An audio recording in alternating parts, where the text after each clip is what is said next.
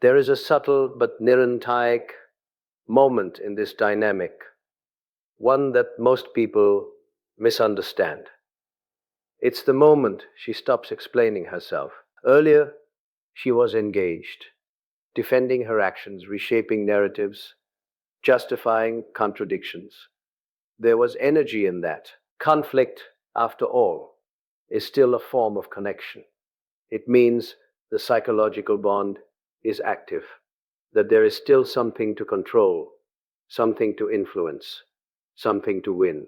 But when that effort disappears, when the explanations dissolve into silence, many interpret it as maturity, as emotional growth, as a sign that things are finally stabilizing. This is the illusion. What you are actually witnessing is not resolution but withdrawal. The need to explain oneself is rooted in the desire to maintain relevance in another person's mind. When that need vanishes, it often means the internal decision has already been made.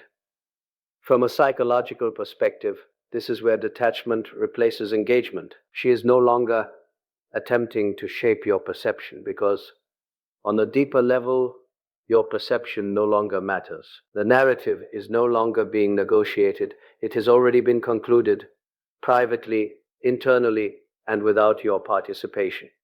And that is what makes this moment so dangerous. There is no argument left to win, no clarity left to seek, because the connection itself has been quietly abandoned. Carl Jung often spoke about the unseen shifts within the psyche, the internal movements that occur long before they manifest externally. This is one of those moments. What appears as silence on the surface is, in reality, the final stage of an internal separation that has already taken place. And if you are paying close attention, you will notice something else. The emotional intensity is gone, not suppressed, gone, because where there is no investment, there is nothing left to defend. So when the explanations stop, don't mistake it for peace. Recognize it for what it is, the quiet signal that the relationship has already ended in the only place that truly matters, the mind. Then comes a phase that is even more deceptive, because on the surface, it appears almost healthy. The emotional storms settle, the reactions fade. The tension that once filled the space between you seems to dissolve into a strange, almost serene calmness. And naturally, the mind wants to interpret this as progress. You begin to outcud that perhaps she has changed, that the chaos has finally given way to stability. But this calmness is not what it seems. What you are witnessing is not emotional regulation. It is emotional absence. Earlier, her reactions, however intense or manipulative, were fueled by a need to engage, to extract, to feel a sense of control through emotional exchange. Even conflict served a purpose. It kept the connection alive, charged, and significant. But now, that entire mechanism has quietly shut down. From a psychological standpoint, this is indifference taking form. And indifference is far more final than anger or frustration. Anger still acknowledges your presence. It still recognizes your impact. But indifference erases you from the emotional equation entirely. You are no longer a source of validation, nor a threat, nor even a point of interest. You simply cease to matter in the way you once did. This is why the calm feels so unsettling when you truly sit with it. There is no depth behind it, no tension waiting to resurface. It is flat, distant, and unresponsive.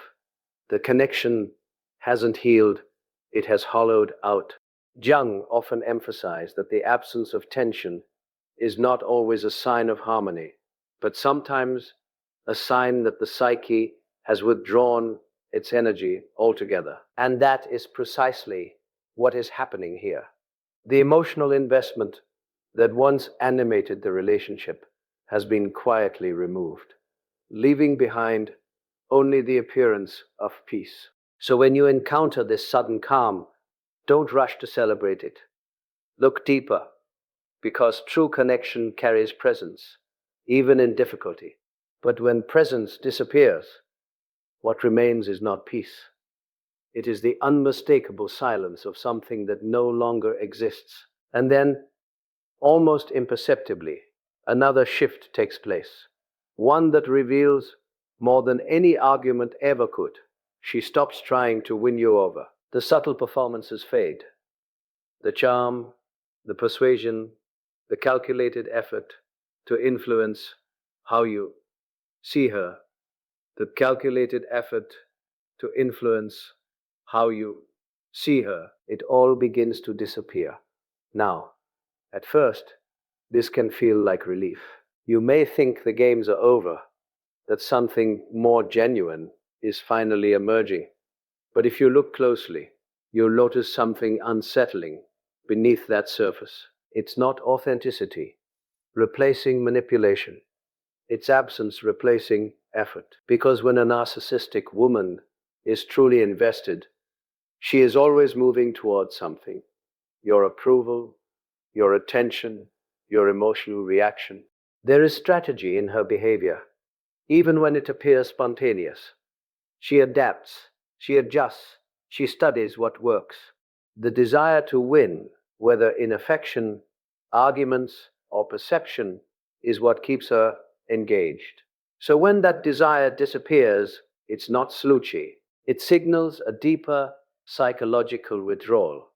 You are no longer the audience she wishes to impress, nor the opponent she feels compelled to defeat. In her internal world, the outcome has already been decided, and you are no longer part of what she is trying to secure.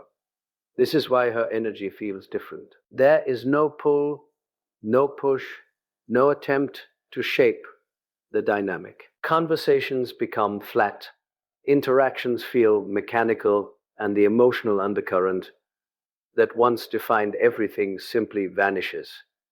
What you are left with is not peace, and certainly not connection.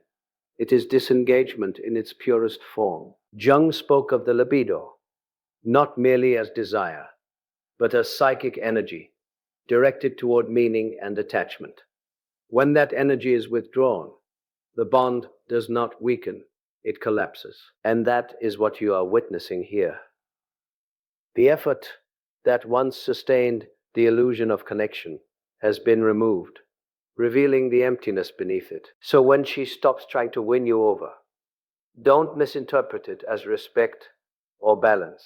Understand it for what it truly is. The moment you are no longer worth the effort, because in her mind, the game has already ended. And just as you begin to process this withdrawal, another movement becomes visible, one that often feels abrupt, even disorienting. Her attention shifts. It redirects itself toward new people, new environments, new sources of stimulation and validation. What once seemed centered on you now appears scattered elsewhere, as though the connection you shared has been quietly replaced. This is not accidental, it is deeply patterned behavior. The narcissistic psyche does not tolerate emptiness. It seeks continuity of validation. Where one source fades, another must be established. But what makes this moment particularly difficult to grasp is the speed and ease with which the shift occurs. It can feel as though what you had was insignificant, easily exchanged, almost disposable. Yet the truth is more complex. It is not that you lacked value. It is that the attachment itself was never rooted in something stable. It was contingent, dependent on function rather than depth. You served a role, providing attention, emotional reaction, a mirror for identity. And when that role is no longer fulfilled, or no longer stimulating, the psyche redirects its energy elsewhere without hesitation. From a Jungian perspective, this reflects a kind of externalized dependee, nisi, where the sense of self is constantly being reinforced through others. There is no internal anchor, no steer center to return to. So the movement outward becomes constant, almost compulsive. New connections are not formed out of genuine presence, but out of necessity, a need to sustain the illusion of wholeness. And this is why the shift feels so final. Because while you are still trying to understand what changed, she has already reoriented her emotional world around something or someone else. The transition for her is not a loss. It is simply a replacement. If you observe closely, you will see that there is no pause for reflection, no real space for closure. The energy that once flowed toward you has already been redirected, leaving behind only the echo of what seemed real. So when her attention moves on, don't chase it and don't try to compete with what replaces you. Understand the deeper truth. You were not lost in the transition. You were exchanged. And anything that can be replaced that easily was never truly held to begin with. And then you arrive at what is perhaps the most unsettling shift of all, the moment your pain no longer reaches her. There was a time when your reactions mattered, your frustration, your confusion, even your emotional intensity. It all played a role in the dynamic. It triggered responses, fueled conversations, and in many ways kept the connection alive, however unhealthy it may have been. But now, something has changed. You express yourself, and it lands nowhere. You withdraw, and nothing follows. You feel deeply, but it no longer creates movement on the other side. It is as if the emotional circuit that once connected you has been quietly severed. This is not emotional strength. It is not composure. It is the complete absence of emotional investment. Because when someone is still connected to you, even negatively, your state has an effect on them. There is a reaction, a shift, a response. But when your pain becomes irrelevant, it reveals something far more final than conflict ever could. You are no longer psychologically present in their world. From a deeper psychological lens, this is where objectification becomes weird. You are no longer experienced as a person within a depth, but as something that once served a purpose and no longer does. And once that function is gone, so too is the emotional engagement. There is nothing left to extract, nothing left to respond to, and therefore nothing left to feel. Jung spoke of the importance of recognition, the fundamental human need to be seen and acknowledged by another consciousness. When that recognition disappears, the relationship does not merely weaken, it dissolves at its core. What remains is not a wounded bond, but an empty space where connection used to exist. This is why this stage feels so cold, so disorienting. You are still experiencing the emotional weight of the connection, while on the other side, there is nothing reflecting it back. So when your pain no longer affects her, don't try to amplify it, and don't try to prove its validity. Instead, recognize the truth it reveals. You cannot revive a connection in someone who no longer feels your existence. And finally, you encounter a paradox, one that can confuse even the most perceptive mind. She begins to give you what you once asked for. The resistance fades. The arguments disappear. She becomes agreeable, distant from conflict, almost easy to be around. On the surface, it looks like everything you hoped for has finally arrived. But something feels off, because this version of her comes without presence. It is not rooted in understanding, nor in any genuine desire to build or repair. It is hollow, mechanical, as though the behavior has changed, but the person behind it is no longer there. And that is precisely the point. This shift does not signal a renewed connection. It signals its quiet conclusion. Earlier, when there was still emotional investment, even the tension carried meaning. There was friction because there was still something at stake. But now there is nothing left to protect, nothing left to prove, nothing left to lose, so she gives freely, not with care, but from detachment. It costs her nothing, because internally she has already withdrawn. This is why what once felt so difficult suddenly becomes effortless. Not because the relationship has evolved, but because it has been psychologically abandoned. You are no longer interacting with someone who is engaged in the dynamic. You are interacting with the static of a connection that has already ended in her mind. Jung often pointed to the danger of mistaking appearances for essence. The external behavior may suggest harmony, but the internal reality tells a different story.